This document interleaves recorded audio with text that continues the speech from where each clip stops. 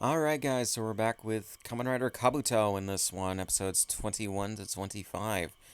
So it's funny. I am recording this probably a day or two. Actually, no. Probably the same day, actually, just early in the morning. Of when this will go up on Patreon, which is probably a day or two before it'll go up on YouTube.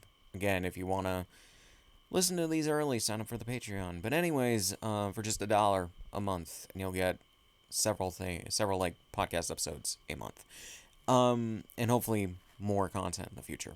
But anyways, um, so the it seems like the series is kind of finally maybe finding itself, or they're finally getting to a bit of an interesting place in terms of establishing things. Because I'm not gonna lie, the series has kind of been meandering a little bit in regards to the plot with the worms and everything. They've set up some stuff, obviously, and there are still some revelations and stuff to come, obviously, because this is only like uh four four fifths, no, 4/10. I don't know, uh, or 2/5 of the way through the series, and it's getting to an interesting place, I think. So this episode has a couple different things going on. The B plot has to deal with sorry, I'm trying to remember. I'm trying to remember names. Suichi, I think. Or no, Tsurugi. Tsurugi. Sorry, I'm trying to just remember names. Tsurugi is gonna be his birthday soon. I believe it's the next day after this episode takes place, and he and his butler are going out for the day, and so they stop by the restaurant that Hiyori works at, and Soji is being the chef for the day at the restaurant, and uh, Tsurugi tries the. I don't know what exactly it is. It looks like maybe it's either a steak or maybe a pork chop or something like that. I think it's a steak. And some soup that Soji and Hiyori made. Soji made the steak and then Hiyori made the soup. And he does like the steak that he eats, but the butler makes a new steak that is more akin to uh, Tsurugi's tastes, and he likes that a bit more. Plus, Soji likes it when he tries it, and he recognizes something about the taste that would make him think that the butler maybe, I guess, some famous chef, as I'm assuming, is what's gonna be revealed. Um, but Tsurugi really likes the soup that Hiyori made, so he invites her to be the one of the chefs at his birthday celebration. And basically, he's taking no for an answer, or he's not taking no for an answer, and he just really leaves. He says to her that she'll be I think the best among top rated chefs or something like that, and she should really relish the opportunity. And then he leaves without paying, and even really without finishing the food. But yeah, mainly he eats there because he wants to eat among the common folk, as the subtitles translated it as for the Toei subs. And yeah, kind of just goes along with that. And the butler just goes along with what he wants to do. So yeah, as butlers tend to do, they buttle like that, I guess. So yeah, um, and Soji is the chef for the day because the owner of the shop, forget her name, um, she is out sick for the day, and neither she nor Hiyori told him that she wanted him to be the chef for the day, so he ends up being late when he goes in for, I guess, his like lunch, and yeah, it's just really kind of weird. I don't understand what Hiyori was expecting when she was literally sitting in a chair waiting for him to get there, and when he does, she says he's late. But yeah, and he initially refuses to cook for them, but I think after Hiyori says that the woman wanted him to, I think he accepts. Um, so yeah, or something like that. Meanwhile, in the A plot, Arata goes on a stakeout with Yuzuki to a factory that, or maybe it's a warehouse. I think it's actually just a warehouse, or maybe it's both. And there he finds after Yuzuki goes away because Suichi or Tadokoro, he or actually no, maybe it's Kageyama. No, I don't think. Whatever. Their higher up that's been working with them in their group. He got injured because, well, there's a new mechanical beetle thing that they are trying out test subjects for. And Arata's father wants him to be, or wants Arata to be the next test subject. He even likens it to Abraham in the Bible, where it's the story in the Bible where Abraham, to prove himself to God, when God asks him to do something to prove himself, he gets ready, I think when God asks, to sacrifice his only son to prove himself as believing in God and being ready to serve him, which, yeah, no, the Old Testament is fucked up. Pretty much everything in the Bible is fucked up to one degree or another, or in some way or another, but that is extremely fucked up. Actually reminds me of a Family Guy cutaway gag in which it's after that, they're walking home, Abraham and his son just goes like, okay, what the fuck was that? Um, but yeah. Uh, but yeah, so he is really ready to risk his own son's life, and I think it has to do with the thing in one of the previous episodes where, I think it was the one directly before this, right? Where, if I'm remembering right, it's been a few weeks since I watched the last batch of episodes, where Arata was part of um, the theft, the thievery, and everything as the shadow thief. So yeah, so it's, I understand that his dad would be like uh disappointed in him, but I don't understand why he like would be ready to like sacrifice his own son. Because the thing about the thing is, the beetle thing, Gatak as it's called, uh, basically almost kills everyone that tries to claim its power. And yeah, so basically, Arata, when he goes into the factory because he hears someone yell, he investigates, talks to a guy, but it turns out the guy is a worm, and then a whole bunch of worms come out and attack him.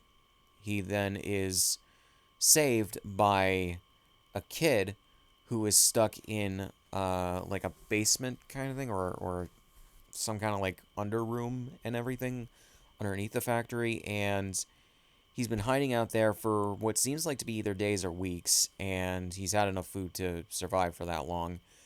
But he's unable to escape because of how many worms are there walking around the place that he can't slip by them. And he also has a a mini telescope that he wants to see a moon ring, I think it is, where basically you see a rainbow that is created by a moon. He wants to see one of those through it. And Arata says, I hope you'll be able to see it too one day. So yeah, so Arata tries to get him out of there, but they can't. They're attacked by the worms when Makoto, as his name is, he accidentally drops his telescope. And Arata gets it, but when he goes to grab it, the worm sees his arm and grabs it, but then he like gets it away and everything. He tells the kid to go hide and he'll be back with help for him. And he manages to like get away from the worms. One changed into him, though, when he's leaving. He gets on one of the forklifts and drives the hell out of there. But yeah, but the worm that changed into him um, gets, or pretty much just lets him leave. And then, but he is then saved by Kageyama. There we go. That's Kageyama. In the bee form, and with a bunch of the Zect soldiers. Um, and yeah, so then he's told about the situation by Kageyama, that they knew there were a bunch of worms in there, and they had been investigating them, and unfortunately, due to Arata, the worms knew that they were there, or now they know they're there, so, or they're like stalking them, so, or investigating them. So then,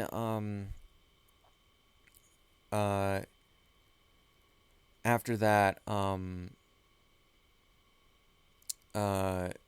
he has a meeting with no, I don't even think that's Tadakoro. Whatever. Kamashiro? Whatever. The higher up who's in the hospital because he tried to claim the power of Gatak instead of having Arata do it. And basically they have a thing where this is what Kageyama says. They think the kid's a worm too, because of the fact that there's only worms down in that factory, which I would think that maybe you would at least take Arata's word for it, that there's a kid down there that's actually a kid and not a worm in disguise. I don't know. Stupid. But I gotta create conflict and drama here. So, the guy tells Arata to leave when Arata protests that that the kid is really who he says. Makoto says who he is, and yeah, but the guy tells him to leave and not come back is what he says. So Arata's walking out of the room and down the hall when I think this is Tadakoro. He, or no, Tadakoro. Okay, he was the higher up, and I'm trying to remember who the other guy is. I do apologize. Oh wait, Kamashiro Tsurugi. I'm checking the fucking wiki on the fly for this. I am sorry. Mishimi. Mishimi, there we go. He was instructed by Arata's dad to, I guess, recruit him for it. He tells Arata about the Gatak thing, and that whoever has it will be the next rider and should be powerful enough to take care of a swarm of worms on their own. So, yeah, and he tells Arata where to go. So Arata runs all the way to there with Misaki behind him and everything. He takes the belt, I guess, for it and puts it around his waist. Then goes into the like metal box containing Gatak, with Misaki trying to tell him not to do it, but he goes in anyways. He tries to claim the power of Gatak, but unfortunately it beats the shit out of him to the point where he is now put in the hospital. So yeah, Tadakoro is disappointed that Arata would do that. But yeah. So, and Misaki tries to call Soji and asks him to help out with what's going on. Soji doesn't, or he refuses. But then when the worm that disguised itself as Arata tries to go in and kill him in the hospital room when he's recovering, and basically on life support, Soji is in there disguised as a a nurse, I think, or a surgeon, and and transforms into Kabuto, and they start fighting. He casts off and then does the clock up, then loads up a rider kick, but unfortunately, one of the other worms comes in and protects the one he was trying to get um, before he can kill it. And the episode basically ends there. We get a shot of Gatak as well. So yeah. So basically, I did like this episode. I thought it's going in a very interesting direction. Soji kind of took a back seat as the main character and everything. They still give him stuff to do. It's just that he's not in the spotlight. This is Arata's episode, basically, where, yeah, he wants to become a Kamen Rider. And he wants to do it in his own way, and he wants to do what is right in regards to that. But yeah, and he I'm trying to think. Or I'm trying to think of how to talk about this. He wants to claim the powers of Gatak for himself because he definitely wants to save that kid. Because he doesn't want the kid to die and everything. Because yeah, no, the Zek soldiers are definitely like shoot first, ask questions later kind of people. And Kageyama is not really the best person when it comes to that shit. So, yeah. What else? Yeah, there's not really too much else to really talk about. I kind of already gave my thoughts on everything as I talked about it in the recap. Yeah, I was gonna say, in regards to watching the episodes, I download them as they're uploaded, from YouTube, Video Proc Converter. I think I talked about this in the last, Agito video or podcast before I did this one, specifically on those episodes 21 through 25. And basically I with that you can also download the English subs, and it saves it to a separate like text file. So yeah, and I found out this show was actually not only shot in HD like every other Heisei Kamen Rider series before this, but also they saved the episodes in HD as well in 1080p. So I found Japanese Blu-ray rips, and luckily the DVD masters that they seem to be using for the YouTube uploads, they're the same like timing and everything as the HD ones. They're just saved in like 480p, although 720p, I guess, badly upscaled 720p for the YouTube uploads. So, literally just in VLC just lined up the subscripts with the Blu-ray masters, and they work like a charm. And it is really good to be watching the show actually in HD and not just poorly upscaled standard def. Because I'm not gonna lie, Toei's the video quality for these uploads on YouTube is not good. Granted, because mainly it's because Toei wants companies outside of Japan to license these shows and put them on, and they give them the masters. They'll subtitle them and put them out on Blu-ray, and that's how you get the highest quality versions of the episodes. Sucks, but that's how it is. And I wouldn't mind if Shout Factory were to do that, but yeah.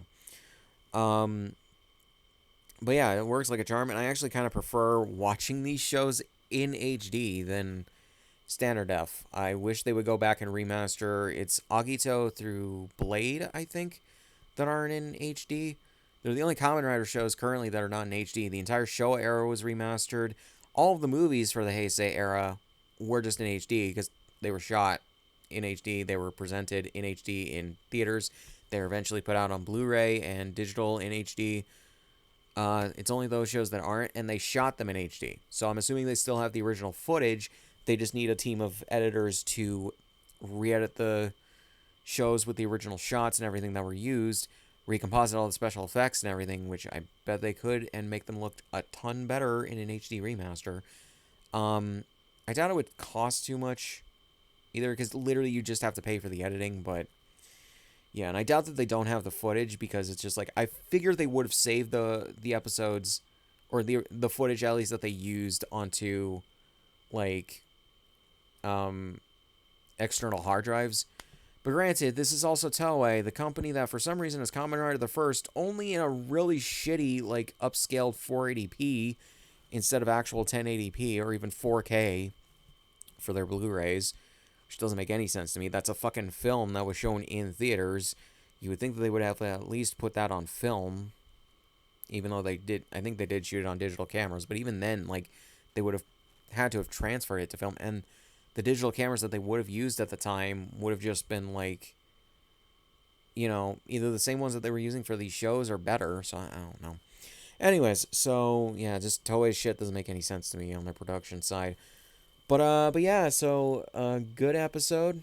On to the next.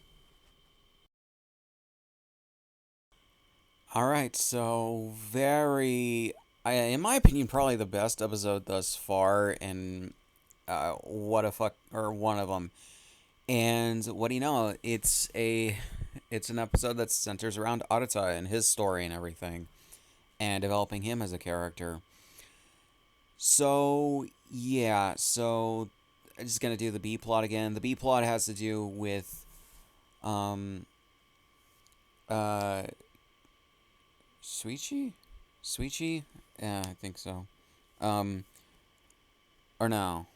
No, not him. Tsurugi. Tsurugi celebrating his birthday at the restaurant, and eating a bunch of food that um Hiyori, I believe, has made him, as well as Soji, uh, basically reverse engineering how the butler made the food that he made or the day before, and I think it was a steak. So, yeah, that is the B plot of this episode, and it doesn't go on too long, which is fine.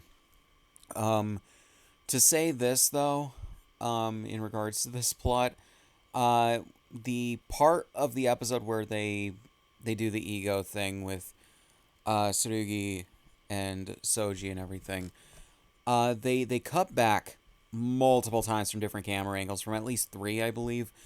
One from like kind of the butler's perspective, kind of just off to the side, then one from off to the side of Soji, then one from the point of view, I think, of Tsurugi. And they did not make sure to they did not make sure to have the steak or whatever it is have the same amount of what was left in between shots. And I don't know why. You would think that because this was three different camera angles, they would have like three different cameras going at once, maybe, or at the very least two going on at once. But yeah, in one of the shots specifically that they cut between, you can very plainly see on the plate. Actually, no, it's actually two different shots at least. You can see very clearly that the food on Soji's plate shrinks how much is left in between shots. And it's the one from Soji's left angle that has less food, I believe, unless if I'm mistaken. But I'm pretty sure that's it. So yeah, a little bit of a continuity mistake in regards to the shots, but it's quick. It's just quick camera cuts. But because you're focused mainly on the dish that Soji is holding, the plate that he's holding, and it's like right in the middle of the shots, and the frames and everything, it's pretty easy to see. Just saying. But yeah. So that's basically it. The A plot deals with Arata going back to the factory where the worms are to rescue Makoto, because he wants to take the chance that the kid is not a worm in disguise, because for him, even if the kid is, or if there's any, if as he says, if there is an only 1% chance that the kid is not a worm, he wants to take that chance on saving the kid. And Tadokoro, I just love the backhanded compliment. He says, "You're an idiot, but I don't dislike that about you," or maybe it's but I like that about you. Basically, he just likes Arata's resolve and everything, and uh and yeah, and that's actually, I would say, kind of nice. It's although, like I said, it's a backhanded compliment, so yeah. So when uh when he goes back to the factory, for one, Kageyama, because he's been humiliated in this episode, and he's shown to he's trying to recruit Tsurugi to help him, because initially the attack on the factory is canceled, um, and Mishima tells him to recruit Tsurugi. Um, Basically, he kind of tries to. They basically, in order to recruit him, he tries to sing him the birthday song. I get, and it's like a Japanese birthday song rather than something like Happy Birthday. And he has this creepy fucking smile. Like, it's not creepy in the fact that it's scary. It's just unsettling. And on top of that, he keeps getting worse at singing the song. Um, so yeah. But after that's done, they launch the attack with the Zect army, and as well as Tsurugi coming in. He says to just let him handle it, but when Arata comes in and kind of ruins their surprise attack, uh, to save the kid, they launch their own attack, and Kageyama transforms into the bee, and Tsurugi transforms into what the fuck is it called? Soft sword. And yeah, so they start fighting the worms that are above ground, eventually getting into the warehouse or factory, and then Arata gets in, slipping past the worms and everything, and even fighting, I think, some of them off. But when he gets to Makoto, well, the episode has to prove him wrong. It turns out the kid is a worm in disguise, and he says that if he let him go, that might prolong the attack on them. But he was wrong. So yeah, so he transforms back into a worm. There's also the worm that transformed into him, and they get him in kind of a surprise, maybe not surprise, but like kind of like maybe a sneak attack. Arata is like overwhelmed by the fact that he was wrong about Makoto, and he just gets attacked by, I think, the worm that is Makoto. I think the worm that is disguised as him, and another one. And he's basically he's basically beaten to the point where he's about to die, because I think they drained a lot of energy from him. And as the two worms, as Makoto and him, are walking away, and I think it's Mishima who delivers it. He puts the belt from the previous episode on him, and it revives him. It gives him a bit of a boost of energy. Then he walks up to the two worms, and he summons the Gatak, aka Stag Beetle, and he transforms into Kamen Rider Gatak. Yep. I also should say, before this, when Arata meets up with Makoto and he tries to get him out of there, he sees that in the basement, or I guess lower, there's a bunch of worm eggs, and basically they've turned it into a hatchery. So yeah, kind of gives me Ben 10 Alien Force vibes. It reminds me of that episode of the first season of Ben 10 Alien Force where they happen upon a hatchery. Um, I think it's the first episode we see Grandpa Max in action as well, and Ben, Gwen, and Kevin meet up with him and everything.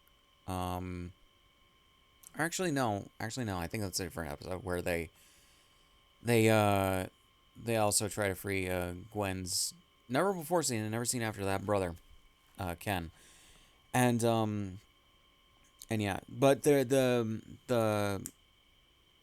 DNA aliens have turned I think it's another factory into a hatchery for the xenocytes that make them. So yeah, when they take over a host body and everything. So yeah, it's very interesting how all these writers think very similarly towards this. So yeah, and I gotta say props to them in terms of directing the kid because like the kid, he kind of you can see on his face kind of like blank expressions. I'm assuming they kind of told him to do that because last episode he actually acted pretty well for what he needed to do, and in this, if you pay attention to the kid's face, um, in a bunch of the shots, he just has a blank expression, and he's not surprised by anything, and he doesn't react to anything. So something's up there. The only one to react to anything is Arta, and also, right, this is when Soji also enters and transforms into Kabuto. So yeah, because he's fighting off a worm. But then also Tsurugi, he after defeating some worms as Sasor, he de-transforms and then transforms into his worm form from one of the previous episodes. And then he, as the worm, or the worm that takes over his body, I guess, starts attacking Soji, but gets away because he can't really. I guess the form is not really stable. So yeah, so he just basically runs out of juice. Um, and Soji gets rid of one of the worms with his rider kick, and yeah. So then we see Arata. He gets rid, or he transforms into Gatak. He then casts off, or actually no, he uses the basically they're like he's kind of like War Machine, where he has shoulder mounted guns in his armor form. So he uses them to take out one of the worms that he's fighting, the one that transformed into him. Then when it's the other one, he Soji shows up and tells him to let him handle it, or that he'll handle it. But he's just like, no, I'll do it, because the worm is also projecting the kid in front of him, similar to how the other worm projected his brother out in episode 4, I believe it was. So then he casts off, just transforms into his speed form. Or maybe it's before this. And I think he also does the clock up and they fight. And I might be getting order of events confused. That might have happened before Soji showed up, but yeah. So then, with that, with the projection of the kid coming out of the worm, he then uses I think he uses basically he has like swords coming off of his shoulders where the guns were, and he slashes a hole through the roof of the building, and there's a rainbow that's forming, and he wanted to just show the kid that at the very least. And he tries to give the kid or I guess let the kid see through the telescope, but the worm pulls the kid back and tries to attack him. And yeah, so then he powers up his rider kick, and but I think before he can take out the worm, um, the Zek soldiers have planted bombs all throughout the building, and they set them off. And yeah, the worm for some reason saves Makoto from the blast before it can reach him, and evaporates into nothing. So yeah, Sensoji calls him naive, but then Arata says, "I have to be me," basically. And I think Soji just is just like, he just accepts it. He's just like, all right, because he doesn't say anything. But yeah. But then we see Arata's father talking with Mishima, and Mishima tells him that Arata became Gatak, but Arata's father says that basically it's a two-edged sword. He has a bit of a metaphor with Mozart, because he was playing on his violin, or no, not violin, his cello. Um, a Apparently Mozart's last piece that he composed and died while composing, and Mishima asks him what he means, or Mishima kind of puts it together as he's talking about it. I think he also asks what he means at some point. Um, and basically, Gatak, the Gatak, I guess the stag beetle, it it comes at a price. Apparently, it'll either kill him or lead him to his salvation. Is how the subtitles put it. I'm assuming that's how the dialogue puts it in Japanese as well. And yeah, so basically, it'll either save or kill Arata at some point. So yeah. Also, when Arata is slowly dying on the floor of that building, his father basically says to himself that a man must be brought to the brink before he can stand up and save himself. I think is basically what he says. I can't remember exactly what he says, but that's basically what he says, and it's just like, I really have no idea how to read this man, because like, it seemed like in earlier episodes he really cared about his son. Then I guess like the thievery fucking broke him. It's really fucking weird. Um, but yeah, there was also something I was gonna mention. I can't remember. So then after that, we see a Zect soldier-looking guy drive in on a motorcycle that I think is supposed to go to Gatak. So yeah, there was one other thing I was gonna say, but I can't remember. Um, unless that was it, but it'll come to me if it does. So, anyways, yeah, honestly, really good episode. I like it. I like it a lot. And I think they played it just right in regards to the A plot with Arata. Um, I do think that this is kind of a learning experience for him, though, or at least I hope it will be, because like, everyone before he found out that Makoto was a worm in disguise, was telling him he is most likely a worm and they're not going to take a chance and whatever. But he's just like, no, I want to, even if, or yeah, even if the percentage of, or even if the chance is low that he's not a worm, I still want to take that chance. Makoto is or not Makoto, Arata is honestly probably the best character of the fucking show. I'm not gonna lie. Like, at least where I'm standing, if you're looking for a character like him, because he's actually willing to, like, take chances. He's actually willing to actually be a hero. He's not a narcissistic dickhead. And his only character flaws is being a bit too nice and trusting, maybe, and, like, willing to take chances on certain things that he maybe shouldn't. And honestly, that's kind of how a lot of protagonists in shows like this are. Um, but they are putting him through the ropes in regards to this.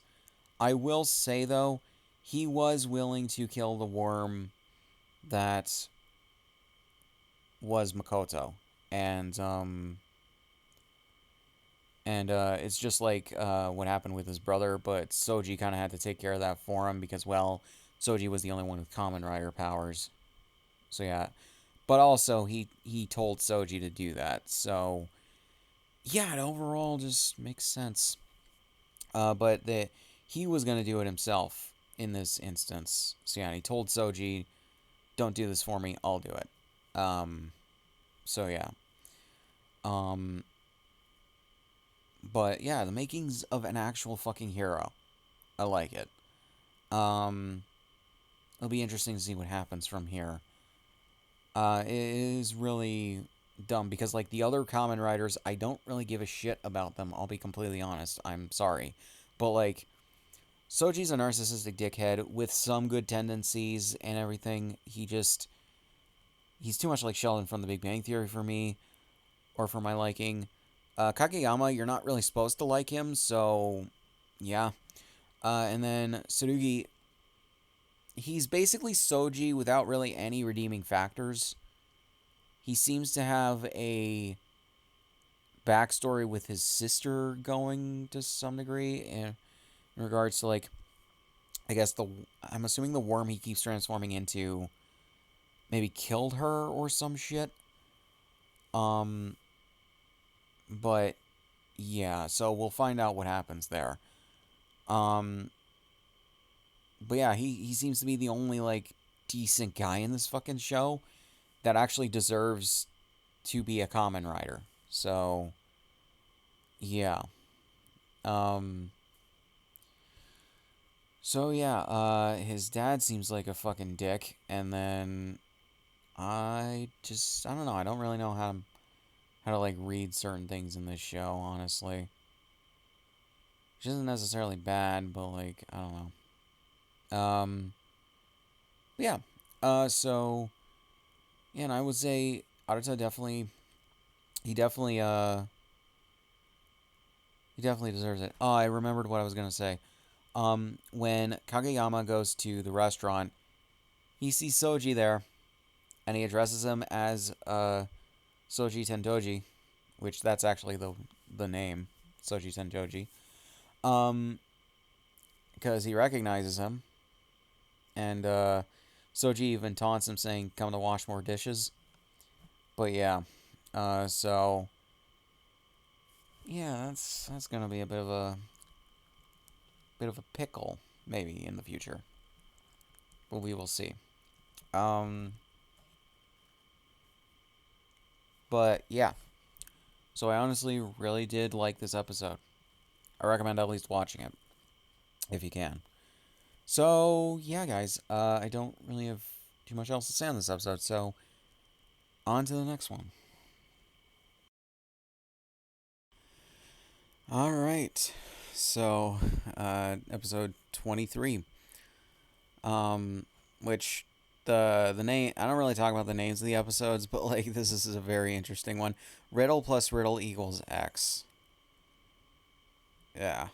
Um. So the episode starts out with Mishima showing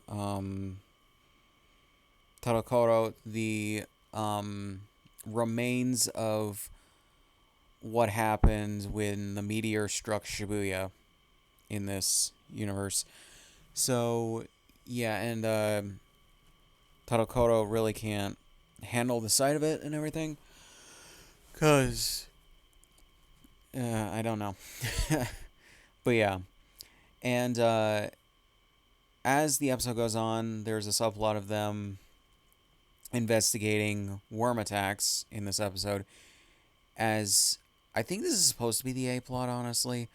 Um, the worm attacks, the worms are attacking people who have these like shards of the or just little pieces of the meteor that struck Shibuya 7 years ago. And uh, basically, um, Hiyori has one. So yeah. And uh,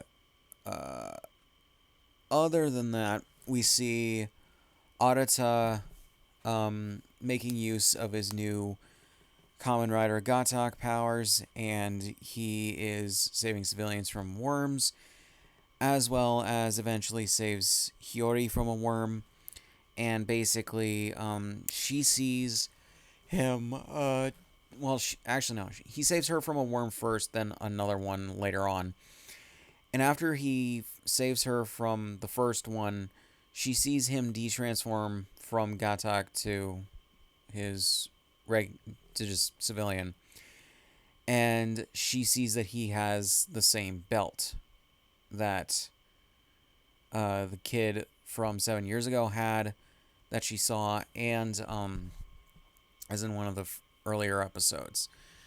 And she even calls him out on it when, or asks him about it more so later on when they're helping Soji move a ramen cart back to wherever the hell it goes. So, yeah. So, we have that going throughout the episode, and he's kind of. Arata is terrible at keeping the secret. So, he initially denies that he has the belt, but when Hiyori asks him if it's Soji's, he's like, no, we have two different belts. I don't know. Wait, I forgot what we were talking about. And it's also raining, because, like, it was raining in that instance. Then she just starts walking away. So, yeah.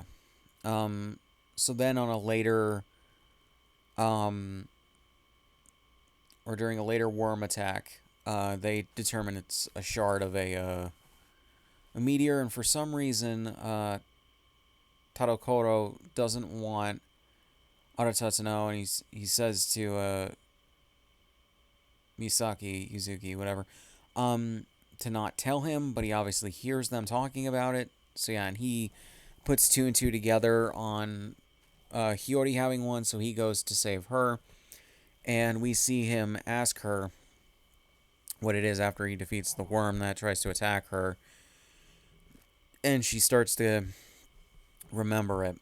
There's also the fact that she tells him about the fact that the boy 7 years ago had a belt like that, and when she also visits her parents' graves, or grave, because they're buried together, I guess, with one or one headstone with both their names on it. Surprisingly, in English, or lack of a better term, the Roman alphabet's transliterated, with like their dates as well. It's all perfectly coherent in English. Interesting. Don't know why, just is. And she tells Arata after he asks if they were killed during the, or if they died during the, meteor that struck Shibuya, she says no. What was it? They were killed. Somehow. She doesn't really go into any detail about that, but yeah.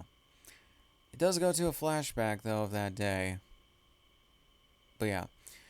And then when she goes to explain where she got the fragment of the meteor from, we also see Mishima off to the side. He's reflected in, I think, the one of the mirrors on the Gatak bike, which, yeah, that gets revealed to Arata.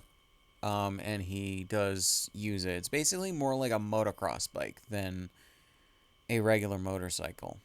It's very interesting. I wonder if it's his one from. I'm pretty sure he rode one earlier in the show. I wonder if it's that one, but upgraded or not. I don't know. They don't really address it. It's probably just a new one, but yeah. In the B plot, we get the butler and Tsurugi not getting any money from Zect because, well, they've fired them because they no longer require their services because of, well, Arata being Gatak and everything. Um, Tsurugi doesn't give a shit, but the butler tries to get him to reconsider, and basically Mishima tells him to. It might be a good time to tell Tsurugi that his family's honor, I think, or name or whatever, has fallen, especially on when it comes to their finances. So basically, they're kind of broke. It seems like maybe it'll be revealed that they're not exactly broke, but yeah, they're basically broke. So yeah, so then Soji and his sister run in or stop at a ramen shop, and they run into the butler, who I guess is just doing odd jobs to help pay the bills, is what it seems. Um, and he wants to learn how to make the ramen as good as he does. So he takes over the ramen cart, and I'm assuming the butler taught him how to make the ramen well, so or as he does. So yeah, and he basically takes it up as training.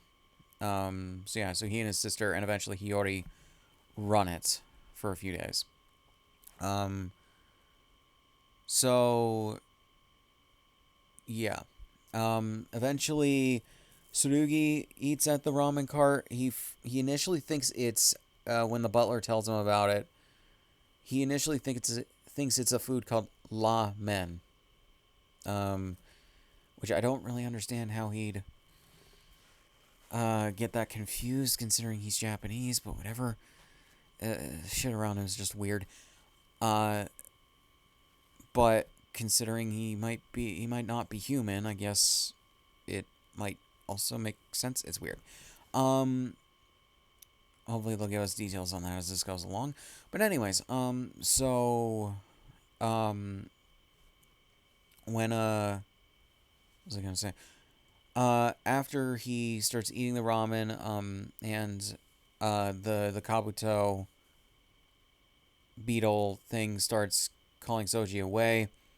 Um, Soji takes off his gloves and puts them down, and Tsurugi for some reason takes that as a challenge to a duel. I don't understand at all. I guess it's maybe an old English tradition. It's really fucking stupid. But yeah, so he picks up the glove and says challenge accepted. Like he's Barney from fucking How I Met Your Mother. And then after after Soji takes care of a worm that's attacking a bowling alley, um Tsurugi officially challenges him to the duel and says that when a glove is thrown down, it's a challenge to a duel, and if someone picks it up, it's basically kind of a binding contract, I guess. And and he gives Soji a fencing sword, and they start to fence, and Soji ends up beating him. So yeah, and even the butler gives Soji props on that. So yeah. So then Tsurugi transforms into his Kamen Rider form, which forces Soji to, and they start fighting. Yeah. So that's basically what happens there. The less interesting plot, but they got to get the actors something to do. So, and they gotta play up Soji's ego. Which, thankfully, at the very least, Soji isn't being a dickhead this time, and in fact, Tsurugi is definitely being more of a dickhead than Soji is. But yeah, it is interesting how they're like shifting the A plots and B plots because like Soji is no longer leading the A plots. He's somewhat involved in them a little bit, but then like he more so has shit to do in the B plot, and they're kind of focusing more on Arata and his development. He's kind of leading the main plots, which is just interesting to me how they've shifted it.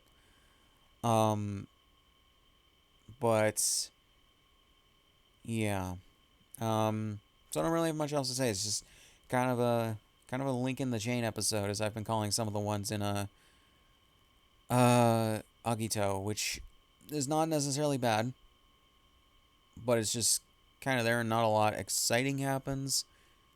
But yeah, um, I can't really say too much else other than I like the A plot because it's actually interesting and it's following characters that I actually like. But then the B plot is about Soji's ego, Tsurugi's ego, and their egos just literally dueling and duking it out. Um, which I don't really give two shits about. At the very least, those scenes are short and they're interspersed to give the writers something and directors and other people like involved in the show and the making of it something to cut away to um, when necessary. But yeah, and at the very least, I can say in this reduced capacity, at the very least, Soji is more tolerable. But yeah, like I can't find anything necessarily too bad about it, and he's not the one being the more narcissistic of the dickheads. So yeah, um, not bad. I like the A plot more than the B plot, and that's probably all I can really say about it. So yeah, uh, on to episode 24. Genuinely, another really good episode, and I didn't really expect that. So, a lot happens in this one. Let's start with the B plot. The B plot is continuing from the last episode where, uh, sorry, still looking at the names on the wiki just to remind myself. Um, where you have Tsurugi, uh, wanting the best ramen in the world, and so he hires a bunch of chefs from all over the place. You have Japanese, Chinese, I think either Southeast Asian or Korean. Uh, what I think is Italian, yeah, Italian, and then either Hawaiian or some other part of America. I think it's Hawaiian. Um, and I think one other place I can't remember. And none of them compete with his butler's ramen. So he he has or he basically has like I guess forgiven his butler, something like that. And yeah, so yeah, that's basically what the B plot is in this entire episode. Him trying to compete with Soji and everything, and yeah. And also we are shown that Soji has been or yeah, he has been giving his earnings from running the ramen cart to the butler, and his butler is or the butler is basically worried about still going in the debt because of how Tsurugi is still managing to rack up so much debt, um, and everything. Um, so yeah, we just have that in regards to this shit. So after that, or while that's also going on, Hiyori wants to go to Shibuya to investigate where the meteor hit and and basically destroyed the place. Uh, Zect does not want, or at least Arata's father doesn't want Arata to go to this part of Shibuya, because he doesn't want him to see what's beyond a door.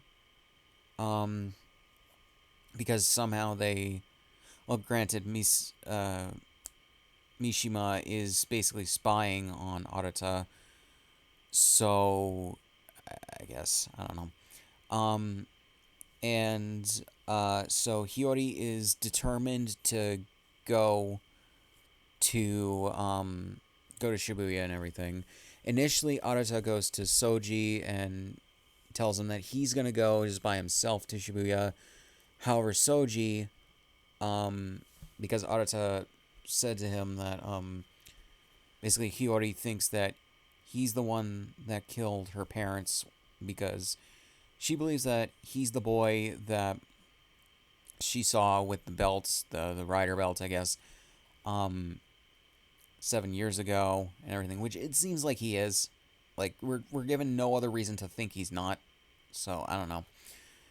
And and he says to Arata that he's gonna stop him from going there because for some reason he wants. We don't know the reason, but he apparently wants Arata to not see what's there. But when Hiyori goes without Arata and Arata tails her, um, uh, he resigns to go with her and everything. Basically, as like, uh, what, like backup, I guess, or something like that. But yeah, even though she doesn't really care to have him go with her. We initially get Kageyama trying to stop them, and he ultimately would have if not for Soji coming in and launching his like mini beetle things at the Zect soldiers and everything, and Kageyama gets like I guess punched off to the side by Arata. So then Soji leads Hiyori away while Arata sort of still fights Kageyama, and he transforms back to normal and reveals himself to be Kabuto to her, um, which I think she already suspected. So, yeah, or at least, or maybe already knew to some extent. Um, but now she has confirmation of it. So yeah, um, Arata catches up with them, but then they get ambushed by some worms. They both transform into their Kamen Rider forms and fight some of them. They destroy or they kill like a line of them, but then more come. And so she's just like, there's no end to them. It's just like, yeah, dude, you've kind of fought waves of them before. In fact, I think in the previous episode even. So, what were you expecting? So then, they both do the cast off, then clock up and fight. Well, cast off, they then beat some more of the worms, then they clock up, fight a couple more, and then do their rider kicks and kill the ones that they were fighting. So yeah, but before they can get further into Shibuya, Kageyama shows up again. He casts off to his main rider form, but then Tsurugi shows up, and basically he's repaying the kindness that Soji paid him earlier with the butler thing. And I'm trying to remember what the word is. It's something oblige. Basically, it sounds like some sort of French thing, or at least it's pronounced like it's French. Basically, it seems like his ninja way, where it's some sort of honor thing. And he is choosing to repay that by distracting Kageyama so they can get further into Shibuya. So he transforms into his Kamen Rider form and starts fighting Kageyama while they all take off. They then get down into a passageway, which I have no idea how Soji knows about this, but okay. That we saw Arata's father and Mishima at earlier, and Soji opens a door that leads to something, and we just see their shocked expressions as they're seeing what's on the other side of the door. After they see a blinding white light, but their eyes adjust and they see what's on the other side, and we leave off there. So I guess it's pretty straightforward in regards to what happens, but there is a ton that happens, and I do really like it. This is where the plot of the last several episodes has been leading to, and it's set up early enough that you knew that they were going to do something with this later on in the show. Just didn't necessarily expect this fast, but I am glad that we're getting plot stuff as opposed to just having ego trips every fucking episode. So yeah, I honestly just really like how this is progressing. I like how they're using Soji too. they're having his ego stuff be um mostly contained to the B plots that he's in, while in the A plots he seems to be developing into a much better and well-rounded character. He still has a bit of his ego, but like it's significantly toned down for the A plot stuff, or a lot of the A plot stuff that he's doing. So I can at least respect it better. Um, Arata, I do like how he is being a good friend to Hiyori, and um, he's um, he wants to go by himself first to investigate what's in Shibuya, but then when she goes, he catches up to her, and um he catches up to her, and he resigns to go along with her and everything. And yeah, he's just being a good friend to her. I do like how Soji's also being a good friend. There's also the fact that Soji seems to be more like emotional and shaken up in this episode. When he's talking to Kageyama at I think it's a baseball stadium that they're at, um, when Arata tells him, did I say Kageyama? I meant Arata. Um, I don't think I did, but just in case if I did. Um, when they're talking at the stadium that they're in, he seems to be very, very not wanting Arata to investigate what's in Shibuya. And he sounds like he's kind of about to. He sounds more serious. He sounds a bit more like dour in his tone and everything, and more like in a warning sort of way. So, yeah. Um, and it's just a different way of looking at Soji's character that I honestly do like. So yeah, just seeing more sides of him I think is better than massive ego every episode. You know? Um and the fact that once he knows that Hiyori is the one actually wanting to investigate what's in Shibuya, um he resolves to be, or he resolves to go along on the ride with them. I think that that's a good way to have him do that. Like, he's not going to be an imposing force, but he's just like, and he obviously doesn't want them to do it, but he's also just like, all right, if you're going to do this shit, I'm going with you. And that's honestly really cool. Really great. I do like how they're doing Soji better in these episodes. Um, so, yeah.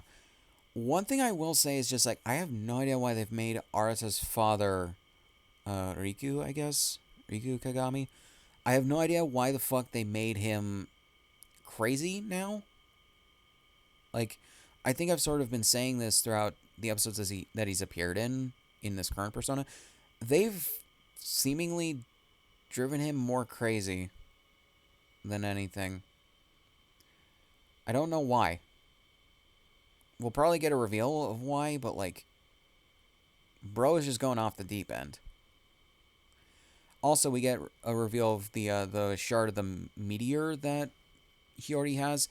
It's actually apparently a stone that her mother was wearing, I guess, on her wedding ring. And um, Arata was wondering why she would have it before the meteor struck. So that's also a plot thing that is meant to get us intrigued as to what's in Shibuya and what exactly is going on. So yeah, honestly, I'm very intrigued with where this is going. So we're gonna see what's gonna happen in the next episode. So yeah, on to it. All right, so kind of an interesting episode, goes in a direction I did not expect, and I don't know how to really think about it honestly.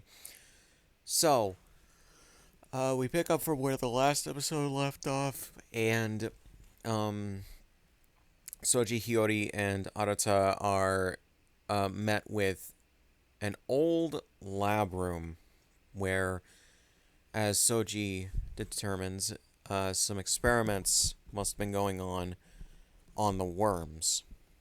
So yeah, and the um, Arata finds, or maybe it's Soji. Actually, I think it's at first Soji finds a bunch of like not books, but like I guess files on the I think it's the Masked Rider project, and basically, or maybe not the Masked Rider project, but something that links to it that started 35 years before when the series takes place, which again is in 2006.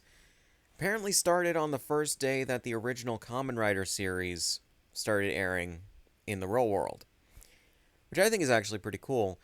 Do we get anything that links back to Kamen Rider Ichigo and Shocker? Unfortunately, no.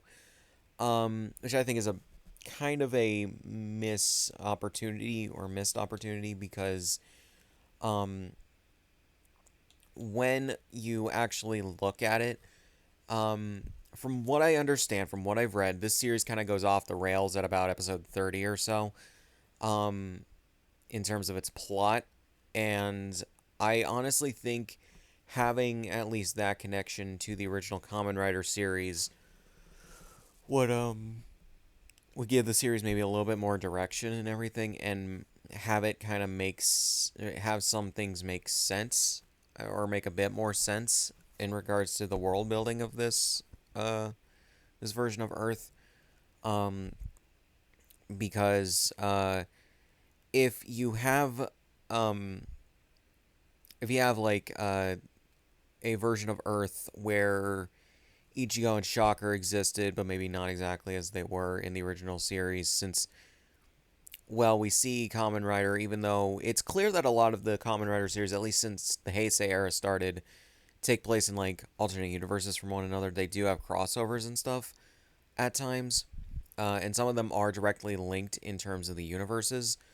Um, I honestly think it would have been nice to have like versions of Ichigo and Nigo and Shocker show up in this series, maybe, and then or at the very least be referenced heavily. At the very least, that's my opinion. Um, yeah, no, we don't get any of that. Uh, but what we do get is Arata's name was written down in one of the files, the very first like file, and he wonders why his name would be written down in a file from 35 years ago, and then on top of that, it lists him as being the user of Gatak. So yeah, but unfortunately, can't find out any or much more because Kageyama and the Zect soldiers come in and crash the party. So yeah, so Kageyama's wondering what that room is as well because he's never seen it or at least heard about it. But um, the rest of them, or the three of them, exit. But unfortunately are being shot at by these Zect soldiers. So yeah, Arata, unfortunately, when he's going up the stairs, drops the file and it catches fire. But yeah, but he can't get it because, well, they're being chased and fired at. To which, these guys, when it comes to shooting at the main characters, seem to have Stormtrooper aim. We're just going to leave that there because it's just like they fire at them like basically point blank range and can't even get a scratch off on them. Jesus. Um, but yeah, and Kageyama goes to try and lift up the file, but Mishima is there and he stops him from doing so. Kageyama also asks what that room was, and Mishima says it's none of your concern. Basically. Not necessarily that wording, but that is basically what he says. And yeah, so after the title sequence with that cold open, you would maybe expect something a little bit more involved, maybe, but no.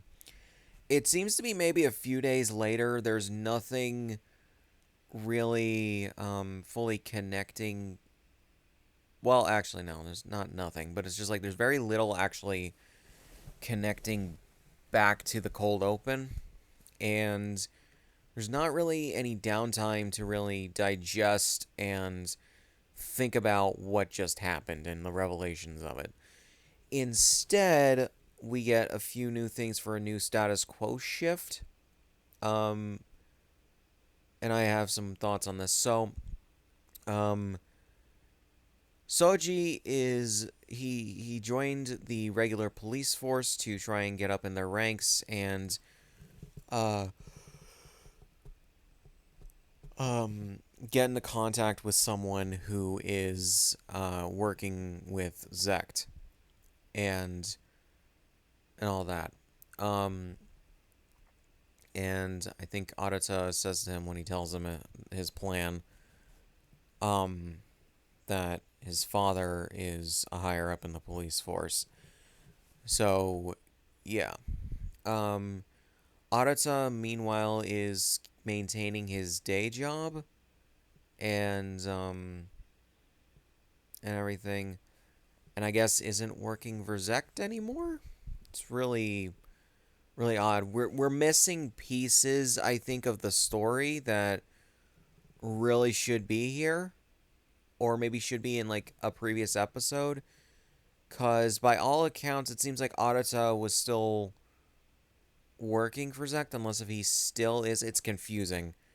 Is unfortunately the thing because again, we're not shown a few things and none of it's explained in the dialogue or exposition. So we're not really given a lot to go off of, if anything at all.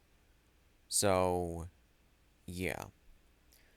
Hiyori, meanwhile, I think she's also maintaining her day job, but she's also not confused, conflicted, I guess, as to what they just witnessed and everything, and she doesn't know how to digest it and think about it and everything. And she does like say that to Soji and everything. And Soji basically tries to just comfort her by saying life is a series of unexplained events or unexplained things.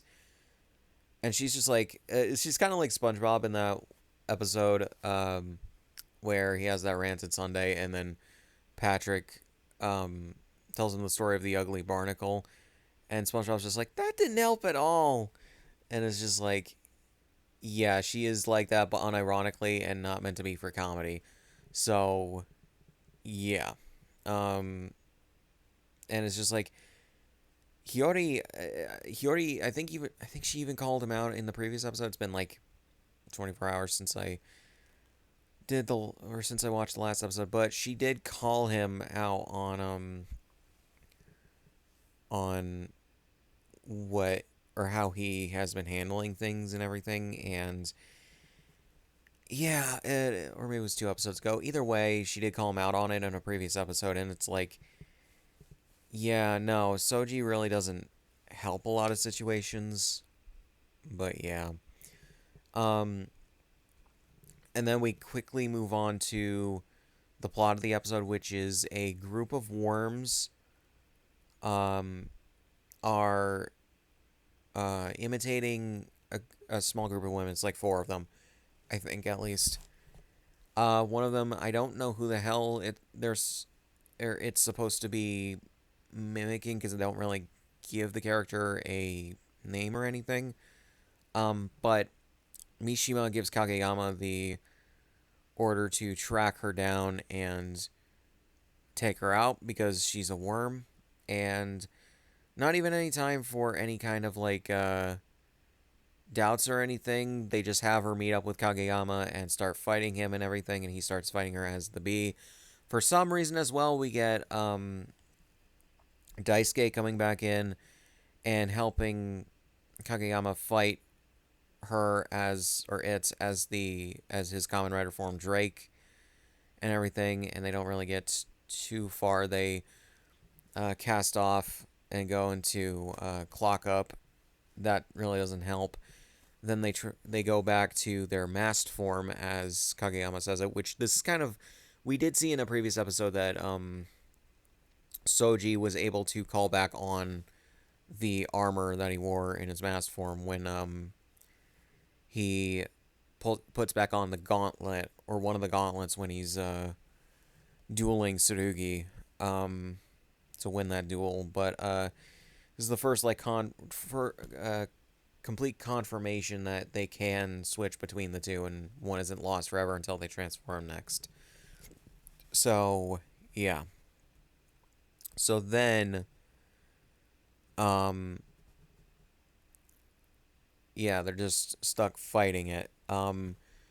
Meanwhile, okay, so Soji is working up his ranks in the police force and even kind of brown nosing and complimenting the other police officers and everything. Uh, and he gets higher up in a few days. First of all, he like joins, and then he solves a bank robbery pretty fast with his Kabuto form by using Clock Up to take them out um, for the rest of the police, and then yeah, he works his way up so far that um, he gets all the way up to meeting Arata's father, and he has questions for him basically on the Master Rider project, which he tells him that he has questions for him about that in sort of like semi-coded language, but in a way he'd get. So yeah. So then also we have Soji's sister, which this is the first time I think that she's actually fully named on screen, unless if I missed something in a previous episode. Juka is her actual name. I really can't believe it's been like 25 episodes and they really haven't named her. As far as I can tell, they've never said her name, and I think I would have noted that in a previous like episode recap. Um, but she tells Soji to be back by the afternoon when he goes out to do or yeah, do his job. He doesn't tell her what job he has, but he says like a regular like I think office job is what he says. And she tells him to be back that afternoon because he promised to take her to the pool. And yeah. So one of the other worms has disguised itself as Yuzuki. Um Weirdly enough, this worm um goes to Arata at the restaurant while he's working and asks him about Soji's sister, and he tells her name, and he gets confused by it, and then he gets a call from the real Yuzuki, and she tells him that she has a job that he needs to help out with. Um, and he gets confused for a second, but he doesn't really bring up that he just talked to her, and she doesn't remember what they had just talked about. He brings it up to her for a second, and then she's just like, I don't remember anything about that.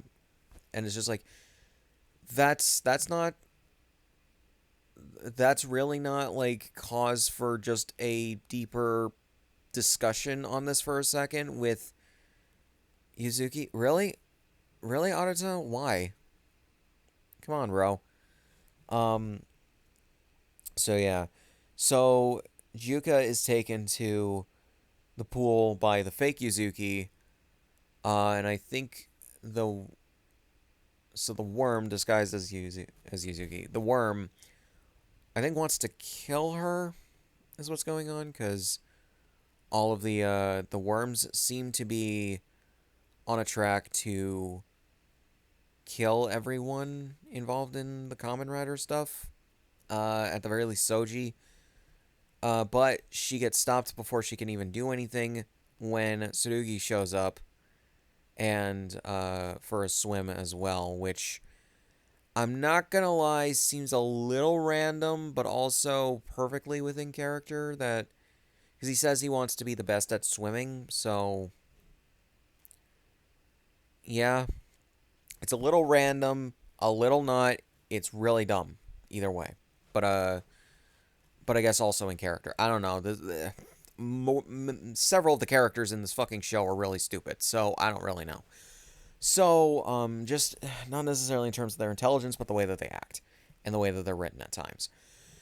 So, yeah, she recognizes him, and he recognizes her, and I think he gives um them a lift back to Soji's place, and I think that's where we leave off. I don't remember her. I don't remember the fake Yuzuki doing anything else after we see them in the car and everything. So yeah, um, unless if they're going back to Tsurugi's place, I can't remember. I don't think it's ever said. But yeah. So then we see the plot with the real Yuzuki and Arata, where Arata disguises himself as Tarakoro, and they're trying to get more into the Zect stuff, and Arata, in his Kamen Rider form, gets through the like SWAT members of Zek's forces and goes up to Mishima and asks him, or tells him to tell him about what the Masked Rider project is and everything that he knows and everything. So we basically have two different things in regards to finding out the truth about the Masked Rider project with Soji and Arata, with Arata's father and Mishima, and it's it's a lot jammed into this one episode because what I think they were trying to do was reset the status quo and shift it to a more proactive maybe direction, while also trying to kick up the suspense and thriller aspects of the series. I don't necessarily blame them for doing this, and I don't necessarily hate it. I, however, think that the pacing is a little too fast for one episode, and unfortunately, we're not given certain things that we should in regards to scenes, character moments, and other things before the status quo shift happens. Because to me, this seems like they want it to be sort of like Ocean's 11, where you have this group of people that find something out and make a plan to do something. Although, granted, this is like two different plans acting at once that are trying to go to the same goal in different ways.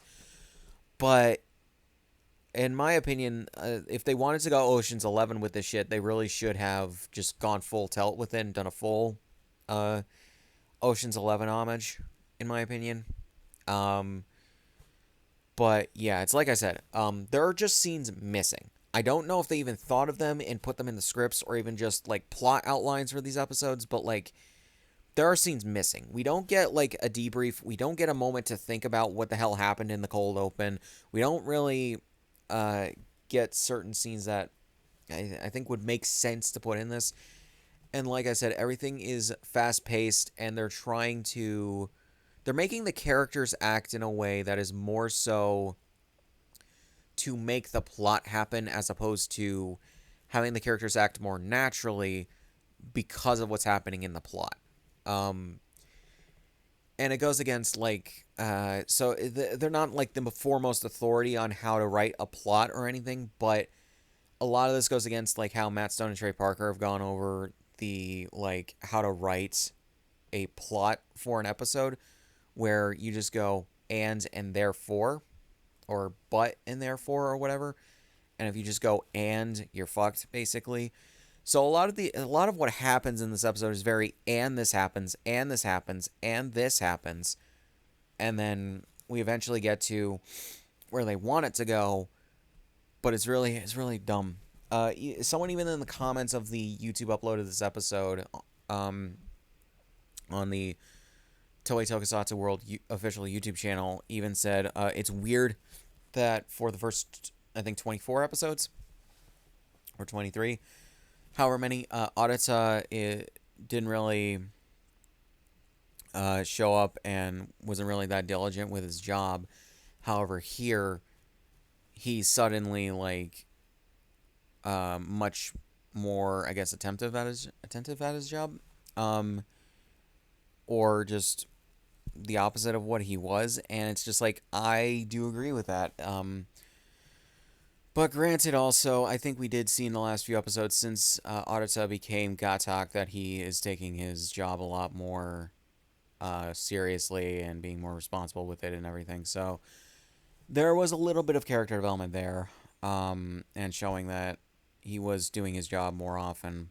But yeah, they seem to have kind of forgotten the aspect of Arata officially being a common writer for Zect, but I don't know. So it's literally just kind of a clusterfuck of things that the writers and showrunners or whatever the producers wanted to happen as opposed to making things happen. And if I can compare this to Kamen Rider Zet's in regards to its status quo shift, which funnily enough also happened at episode 25, and we shift in this different direction and everything for the series halfway through. Um, that change felt more natural because we get actually an episode that goes over and has the characters react to, mainly Baku, react to what had just happened in the first 24 episodes. And we established the new status quo over about 2 episodes, and then we just go from there and everything. And I think something like that should have happened here. So yeah. Again, I don't necessarily mind what direction they're trying to go in for the characters and having them find out what the hell was going on in the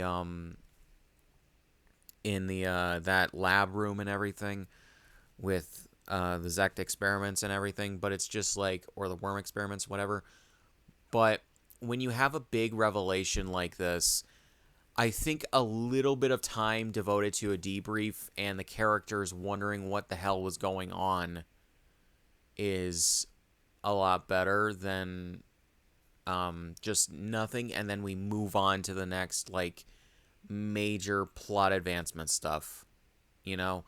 Because like a major problem I have with this series, at least so far, is the fact that like the characters that are more human are kind of treated like their side doesn't matter, and or doesn't matter nearly as much as the characters who are more narcissistic and involved in themselves and what's going on and whatever. And the writers didn't even try to give the characters that are acting more like regular people their moments in the sun to like make this shit like feel more real and I guess better. And I don't know. Like I could understand if the aim of the show was to take all these disparate personalities and everything and see what happens when you put them all against each other. But the show, unfortunately, rather than being more of a look at something that would happen with that, is more interested in making Soji look right all the time and Arata look dumb and even say that he's dumb, but he's also entertaining about it. And and a lot of these other things, and just have characters that are really awful to one another as opposed to having characters that are more, I don't know if realistic's the word, but like better than that. I don't know. It just uh, like I gravitate towards more personally. I gravitate more towards the characters that act more like people as opposed to shitheads that are more um, that are more like tools to advance the plot or try to have something entertaining happen. And we were shifting, I think, more towards a more well-rounded series. I think with having some of the characters act more like people and not like Sheldon from The Big Bang Theory. I keep bringing up that comparison as really the best one I can make, I think. Um, and it just, I don't know. So we're halfway through the series now, and this is like the fifth, I think, podcast episode on this. So, yeah. I don't necessarily hate the direction that they're going. I just feel like we got there a bit too fast, and we just needed more time with the characters and everything, and seeing how they react to the information they just learned, because skipping that to go directly towards an Ocean's 11 style like plot, I think is just too fast. I'm fine with the Ocean's 11 stuff. It's just too fast. You know, we could have spent the rest of this episode just dealing with and decompressing the characters, like, and what they just saw. It's just what I want to say about that. So, yeah, guys, that's basically it. So, yeah. It's going to be interesting seeing where the next 25 episodes go. I think it's 50 episodes is this series, maybe 49, but yeah. So not really much else to say on this. So for the YouTube upload, links in the description, all my shit. Subscribe if you want. And I'll see you guys in the next one.